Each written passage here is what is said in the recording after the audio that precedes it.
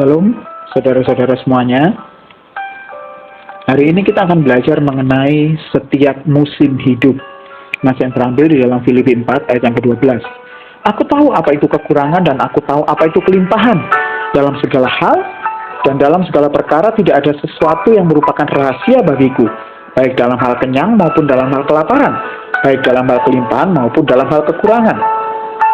Saudara, penyertaan Tuhan itu pasti ada setiap saat di setiap musim hidup kita. Tuhan beserta dengan kita artinya bahwa setiap peristiwa yang terjadi di dalam hidup kita sebenarnya Tuhan sedang mengajarkan hal yang bermanfaat bagi pertumbuhan iman kita. Peristiwa-peristiwa ini adalah momentum-momentum yang sangat penting bagi kita supaya kita belajar bagaimana caranya kita bisa mulai mengikis kodrat dosa kita untuk selanjutnya kita mulai memiliki kodrat ilahi yang semakin lama semakin serupa dengan Tuhan Yesus Kristus. Banyak orang percaya yang tidak menyadari bahwa momentum setiap saat yang terjadi di dalam hidupnya adalah momentum-momentum yang sangat penting, yang merupakan musim di dalam hidup orang percaya, untuk mempersiapkan orang percaya tersebut menjadi pribadi yang berkualitas tinggi. Banyak orang merasa bahwa masalah yang terjadi di dalam hidup manusia itu terjadi secara lepas begitu saja. Mereka akan berpikir bahwa masalah yang terjadi di dalam hidup manusia itu dianggap sebagai hal-hal yang sederhana atau perkara-perkara kecil yang tidak menentukan kehidupan rohaninya. Padahal justru disinilah Allah sedang mendidik kita agar kita menjadi orang yang percaya, yang semakin disempurnakan sampai memiliki kodrat ilahi di dalam diri kita. Firman Tuhan menyatakan setiap saat dalam segala hal terdapat momentum di mana Tuhan bekerja mendatangkan kebaikan bagi orang yang mengasihi Dia. Roma 8 ayat 28. Maka dari ayat ini tampak dengan sangat jelas bagaimanakah ciri orang yang benar-benar mengasihi Tuhan itu. Orang yang mengasihi Tuhan dengan benar pasti akan menyadari bahwa momentum-momentum yang terjadi di dalam hidupnya itu Tuhan pakai untuk mendatangkan kebaikan.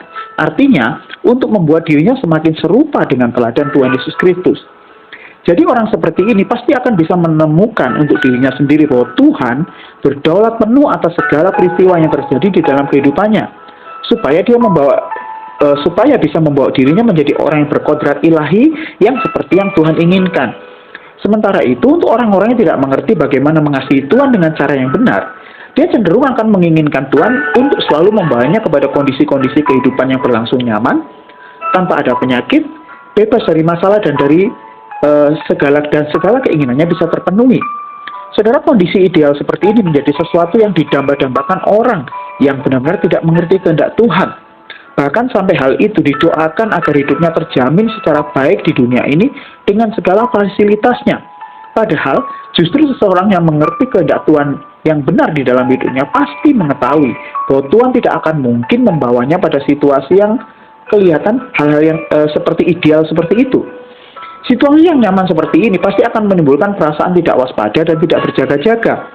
Seseorang yang sedang dididik oleh Tuhan pastilah akan dibawa kepada semua kondisi, baik itu yang kondusif, baik yang berupa hal yang baik maupun tidak, supaya ini berguna untuk pertumbuhan imannya agar semakin serupa dengan Tuhan Yesus Kristus. Jadi jika ada pengajaran-pengajaran yang mengajarkan bahwa Tuhan akan membawa kita kepada kondisi yang nyaman dan terjamin setiap saat, justru adalah pengajaran yang sama sekali jauh dari kebenaran firman Tuhan yang sejati.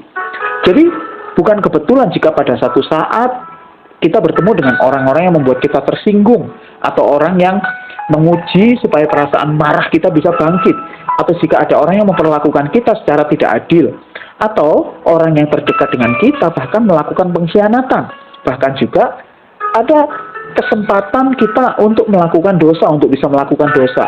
Semuanya ini tidak akan pernah ada tanpa maksud Tuhan di dalam hidup kita. Karena dari keadaan-keadaan tersebut Tuhan sedang menggarap hidup kita. Permasalahannya adalah, mengertikah kita bahwa pada saat-saat hal itu terjadi, kita harus memberi respon terhadap segala peristiwa itu dengan cara yang benar. Dari hal-hal yang kita alami, dari peristiwa-peristiwa itu, kelemahan dan kekurangan kita hendak dikikis oleh Roh Kudus. Tetapi di saat yang sama, kodrat ilahi dalam diri kita hendak Tuhan tumbuhkan dan kembangkan. Oleh karena itu, respon yang kita berikan pada setiap peristiwa itu memang sangat menentukan. Semakin kita meresponnya dengan kebenaran firman Tuhan, maka semakin pula kodrat ilahi di dalam diri kita itu mulai bertumbuh. Tetapi banyak orang Kristen yang mengabaikan hal ini. Mereka berpikir bahwa pertumbuhan rohani akan berlangsung dengan otomatis, bisa berlangsung dengan sendiri sendirinya. Dia berlangsung dengan sendiri begitu, seiring dengan kehadirannya dan keikutsertaannya di dalam aktivitas-aktivitas dalam lingkungan gereja. Padahal semua kegiatan gereja tidaklah terlalu signifikan untuk mengubah hidupnya, untuk semakin mengenakan karakter Kristus. Yang paling menentukan justru adalah respon kita. Apakah kita meresponi hal tersebut dengan kebenaran firman Tuhan, ataukah dengan cara berpikir atau berfilosofi yang sama dengan dunia ini meresponinya. Jadi disinilah pada akhirnya letak pentingnya kebenaran firman Tuhan yang harus kita pelajari. Firman Tuhan itu harus jujur menyatakan kebenaran, menyatakan kesalahan. Dan itu akan menjadi dasar kita untuk melangkah. Bagaimana kita meresponi segala peristiwa itu dengan sikap yang benar.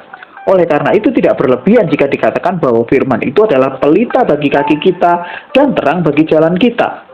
Di dalam ayat di atas, firman Tuhan yang telah kita baca di atas, Rasul Paulus menjelaskan bahwa dia mengetahui segala peristiwa yang terjadi di dalam dirinya, yaitu peristiwa apa itu kekurangan dan apa itu kelimpahan. Dan dalam keadaan kenyang maupun kelaparan, artinya Rasul Paulus pernah berada dalam kondisi seperti itu dan dia mengetahui apa yang terjadi di belakang itu semua. Oleh karena itu, Rasul Paulus menyatakan bahwa hal itu bukan rahasia lagi. Kata mengetahui di dalam ayat di atas menggunakan kata oida. Dalam renungan yang lalu, kita sudah belajar mengenai kata ginosko, yang artinya kurang lebih sama dengan oida, tetapi kata ginosko adalah pengetahuan yang menitik beratkan pada sesuatu yang dirasakan dengan mendalam. Tetapi oida ini adalah mengetahui, understand how, atau mengerti bagaimana mekanismenya bisa terjadi demikian. Artinya, di sini berupa pengetahuan terhadap mekanisme terjadinya sebuah kejadian.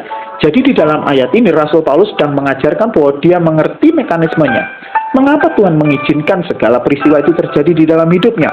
Paulus mengetahui semuanya ini adalah cara Tuhan untuk semakin membuat dirinya bisa meninggalkan atau mengikis kodrat dosanya dan kemudian mengenakan kodrat ilahi, manusia baru lewat penggarapan Roh Kudus kepada manusia batiniahnya yang terjadi di setiap saat. Saudara, tidak ada satupun peristiwa di dalam hidup kita ini yang Tuhan rencanakan untuk mendatangkan keburukan bagi kita. Bahkan pada peristiwa-peristiwa yang kelihatannya buruk dalam cara pandang duniawi, justru di peristiwa itulah Tuhan sedang bekerja untuk mendatangkan segala hal yang baik di dalam hidup kita. Yang perlu diubah adalah cara pandang kita terhadap semua peristiwa yang terjadi di dalam hidup kita itu. Orang yang suka menuntut Tuhan untuk mendatangkan hanya hal yang baik menurut cara pandang dunia ini adalah orang yang sejatinya itu tidak mengasihi Tuhan, melainkan dia hanya mengasihi dirinya sendiri dan dia kemudian memperalat Tuhan untuk kepentingannya. Orang-orang seperti ini tidak akan pernah mengerti kehendak Allah yang sebenarnya di dalam dirinya. Oleh karena itu saudara, segera putuskan untuk diri kita sendiri. Apakah kita mulai saat ini bersedia digarap Tuhan lewat peristiwa-peristiwa yang terjadi dalam hidup kita dan kemudian kita meresponinya sesuai dengan firman Tuhan atau tidak? Ingat, waktu kita sudah tidak lama lagi di bumi ini. Segera persiapkan diri kita. Tuhan Yesus memberkati. Saudara, sebelum kita selesaikan renungan hari ini, mari kita berdoa. Tuhan, di sepanjang musim hidup kami ini, Tuhan, kami ingin Tuhanlah yang berdaulat sepenuhnya untuk diri kami. Dan bukan kami sendiri yang berdaulat untuk hidup kami. Apalagi kami memanfaatkan Tuhan. Ampuni kami, Tuhan. Mari semakin bentuk kami, untuk kami semakin sempurna memiliki kodrat ilahi di dalam diri kami. Di dalam nama Tuhan Yesus Kristus kami sudah berdoa dan mengucap syukur. Yang percaya Tuhan katakan amin.